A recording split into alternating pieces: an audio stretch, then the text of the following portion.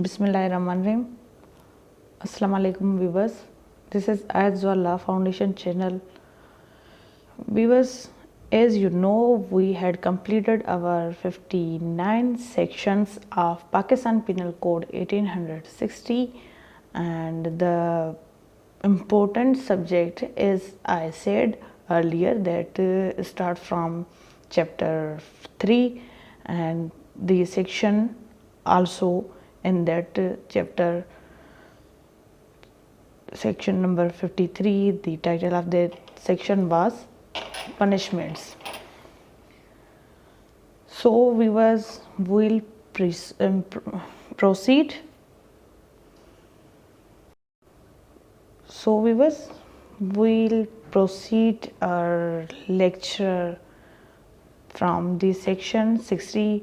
The title of the section is Sentence may be in certain cases of imprisonment wholly or partly rigorous or simple. The meaning of that title is जो punishment दी गई है, sentence यानी जो कैदी है जिसको सज़ा हो चुकी है, तो हो सकता है जो उसकी सज़ा है वो कुछ केसों में, इम्प्रिजनमेंट जो उसकी कैद है वो पूरी या फिर उसका कुछ हिस्सा रेगरस हो सकता है या सिंपल। मीन्स वो पूरी या तो रेगरस होगी होली, ठीक है, या फिर पार्टली यानी उसका कुछ हिस्सा, या फिर ऐसा हो सकता है कि उसकी जो पूरी पनिशमेंट है इम्प्रिजनमेंट वाली, जो कैद है उसकी, वो सादा रहेगी यानी कैद बामुशक्कत नहीं होगी। कैद बामुशक्कत ये है, इसमें पूरी भी कैद बामुशक्कत दी जा सकती है या फिर उसमें कुछ हिस्सा उसका ये ऐड किया जा सकता है। Now we will continue from the definition of that section.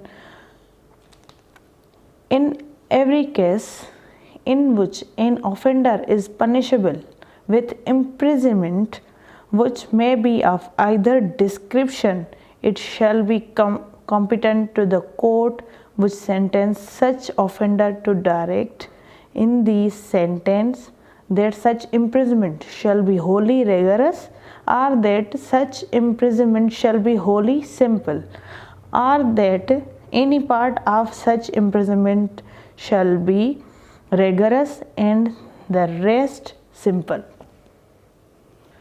इस डेफिनेशन में बताया जाता है कि हर एक केस में जिसमें ऑफेंडर यानी जो मुजरिम है उसको पनिशमेंट जो होती है इम्प्रिजनमेंट की, वो हो सकता है आइदर डिस्क्रिप्शन वाली हो, जैसे मैंने आपको बताया था एर्थली वाली, रेगरस और सिंपल, ठीक है। आइदर डिस्क्रिप्शन की मतलब ही ये है या तो कैद बामुशक्कत होगी या तो कैद सादा वाली होगी, उसमें उसको कोई काम वगैरह जेल में नहीं करना पड़ेगा। तो इसीलिए जो भी कैदी है उसको सज़ा हुई है कैद की, वो इम्प्रिजनमेंट आइदर डिस्क्रिप्शन वाली हो सकती है जो पास की गई है या दी गई है कॉम्पिटेंट कोर्ट से। जो सेंटेंस उस ऑफेंडर को मिली है वो हो सकता है कि डायरेक्टली वो पूरी कोर्ट ने जो पास की है डायरेक्टली वो रेगरस होगी, पूरी होली रेगरस, और वो पनिशमेंट पूरी की पूरी सिंपल हो सकती है, या फिर ऐसा भी हो सकता है, आर इसमें आर भी दी है, या ऐसा भी हो सकता है कि उसका कुछ हिस्सा, ठीक है, कुछ हिस्सा इसका इम्प्रिजनमेंट का रेगरस होगा, कैद बामुशक्कत, ठीक है, या फिर जो बाकी हिस्सा है उसका वो सिंपल वाला रहेगा। अब यहाँ पे एक बात मैं आपसे और डिस्कस करना चाहूँगी कि जहाँ पे भी मे होगा ना लॉ की लैंग्वेज में, ये मे, ये ना थोड़ी कैपेबिलिटी दिखाता है परसेंटेज के हिसाब से 50 हो सकता है कोर्ट ये सज़ा दे या ना दे। ठीक है, मीन्स मैं सिर्फ मिसाल दे रही कि मे बी जहाँ भी यूज़ होगा ना वहाँ पे 50% चांसेस यहाँ हो सकता है या वहाँ हो सकता है, मतलब कोई भी सिचुएशन हो उसका मतलब ये होता है मे बी का।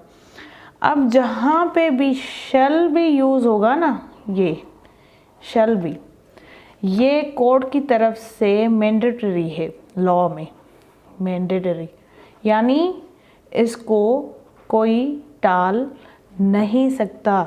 जो लॉ में बताया गया है ना वो ही होगा। शैल बी मीन्स इसको एम्फेसाइज किया गया है कि यही होगी, इसके अदरवाइज कुछ और बात नहीं होगी।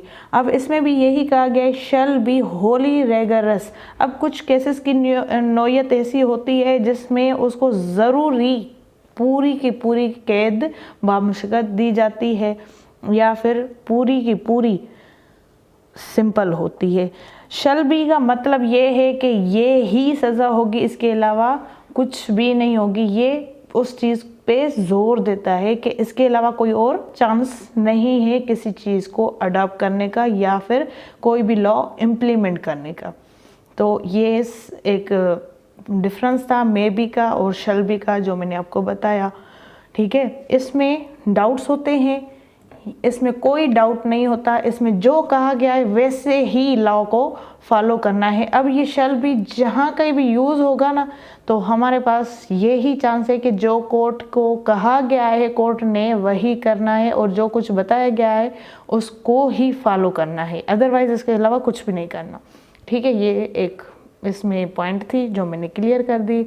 Now section 61 this is also repealed and section 62 also repealed. These both section means omitted from that code. Now we will proceed the another section, the section number 63 of this code. The title of that section is amount of fine. What is amount would be decided for fine? Then the definition of this section is where no sum is expressed to which a fine may be extended. The amount of fine to which the offender is liable is unlimited but shall not excessive. इस definition में ये कहा जाता है कि किसी के भी ऊपर जो ऑफेंडर है उस पे फ़ाइन कितनी लगेगी, जो अमाउंट ऑफ फ़ाइन है वो कितना लगेगा। अब यहाँ पे लिखा हुआ है कि जहाँ कहीं भी अमाउंट जो पैसे हैं ना वो मेंशन नहीं होंगे किसी भी कोर्ट के फैसले में किसी भी ऑफेंडर के ऊपर, वहाँ पे फ़ाइन ज़्यादा तो हो सकती है और उसका अमाउंट जो है ना ऑफेंडर के ऊपर वो जिसके लिए लायबल है वो अनलिमिटेड होगा, यानी ज़्यादा से ज़्यादा होगा। But shall not be excessive, यानी उसकी जो कैपेसिटी है उससे ज़्यादा नहीं होगा। अब ये कैसे, जैसे कि एक बंदा है जिसने कोई ऑफेंस कर दिया लेकिन वो है करोड़पति, तो उसके ऊपर वो 400-500 का कोर्ट फाइन नहीं लगा सकती, उस पे ज़्यादा से ज़्यादा अनलिमिटेड अमाउंट लगाया जा सकता है एज अ फाइन कोर्ट की तरफ से। उसकी जो कैपेसिटी है ना उसके ऊपर नहीं लगा सकती। फॉर सपोज़ एक ठेले वाला है जिसकी दिहाड़ी रोज़ कितनी है 1500 वो कमाता है, ठीक है। अब उसने कोई ऑफेंस कमिट कर दिया ठेले वाले ने, ठीक है, ऑफेंस कमिट हो गया उससे। अब कोर्ट उसके ऊपर 1.5 लाख का जो है ना फाइन नहीं लगा सकती, क्योंकि वो बेचारा कमाता ही 1500 है, उसकी कैपेसिटी में ही नहीं है कि वो 1.5 लाख तक फाइन भरे। हाँ, हो सकता है कि उसके ऊपर 15,000 इम्पोज किए जाए, ठीक है, वो भर सकता है क्योंकि वो अनलिमिटेड है। लेकिन जिस बंदे की पहले ही कैपेसिटी नहीं है तो वो कैसे इतनी हैवी फ़ाइन पे करेगा। तो कोर्ट को ये देखना होता है कि किस पे कितनी उसकी जो लिमिट है उसके हिसाब से कितनी उस पे फ़ाइन इम्पोज की जा सकती है किसी भी ऑफेंस के नतीजे में। और वो ऑफेंस जिसमें इम्प्रिजनमेंट नहीं होती, जस्ट ये लिखा हुआ होता है कि shall be liable for fine, ठीक है, यानी उस पर सिर्फ फाइन है लेकिन उस फाइन का अमाउंट मेंशन नहीं है। तो इसका मतलब यही है जहाँ पे भी फाइन का अमाउंट मेंशन नहीं होगा वहाँ पे अनलिमिटेड लग सकती है, एक्सेसिव नहीं लग सकती, यानी उसकी कैपेसिटी से ज़्यादा नहीं लग सकती। जितना वो अफोर्ड कर सकता है ज़्यादा से ज़्यादा वो उतना उस अमाउंट को इम्पोज किया जाएगा कोर्ट की तरफ से, उसकी लिमिट के ऊपर नहीं किया जाएगा, ठीक है। ये था सेक्शन 63। Now the section 64। अब ये दोनों जो है ना रिलेटेड हैं थोड़ा। तो इसका जो टाइटल है sentence of imprisonment for non payment of fine. अब ये मैंने मिसाल दी ठेले वाले की, तो इसके ऊपर कितनी फ़ाइन लगी? 15,000 रुपये। अब इसके पास ये भी नहीं हो रहे, ठीक है, कि मैं पे करूं, तो इसके नतीजे में इसको कैद दी जा सकती है। अब वो इसकी डेफिनेशन पढ़ेंगे कि किस पे कितनी इम्प्रिजनमेंट इम्पोज होगी, किस पे कितनी नहीं होगी, वो इसकी डेफिनेशन से पता चलेगा। In every case of an offence punishable with imprisonment as well as fine, in which the offender is sentenced to a fine whether with or without imprisonment, हर उस केस में जिसमें ऑफेंस पनिशबल है किसका? Imprisonment का, और उसके साथ ही fine का, या फिर उसमें जो ऑफेंडर है उसको सज़ा दी गई है सिर्फ फाइन की, चाहे वो इम्प्रिजनमेंट के साथ हो या फिर इम्प्रिजनमेंट के अलावा हो, जस्ट फाइन हो, ठीक है। तो तब वो क्या करेगा?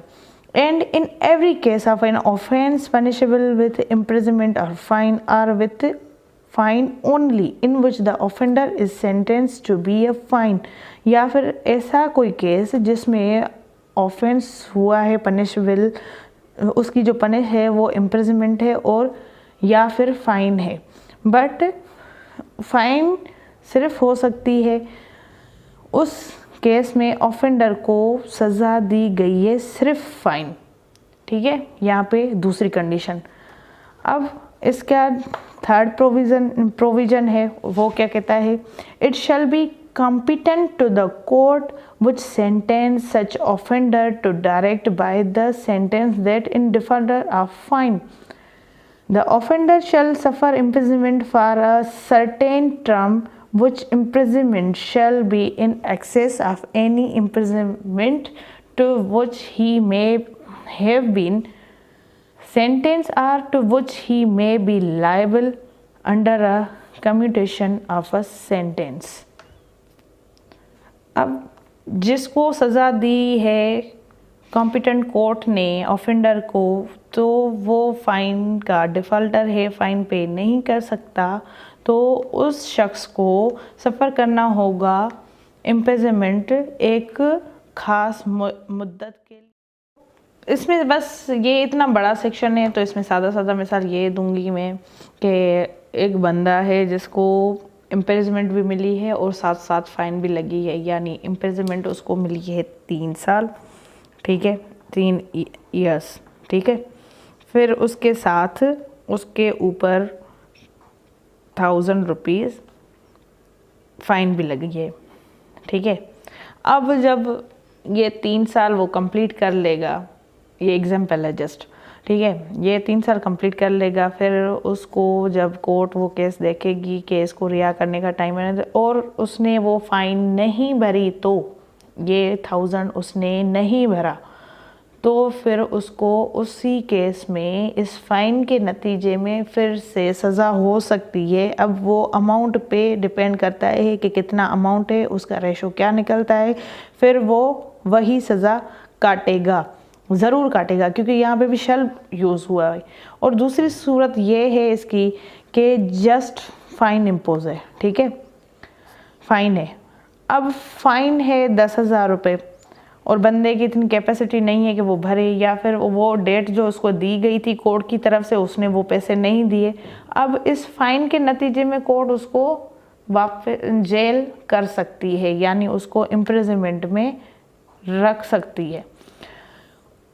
इसमें बस यही चीज़ें हैं कि अगर आप फ़ाइन इम्प्रिजनमेंट के साथ हो या इम्प्रिजनमेंट के अलावा हो, जस्ट फाइन हो, तो आपको कोर्ट सज़ा दे सकती है, कैद में रख सकती है। आप अपनी फ़ाइन ना भरने की वजह से भी जेल काट सकते हैं और वो कोर्ट आपके ऊपर मैंडेटरी कर देगा।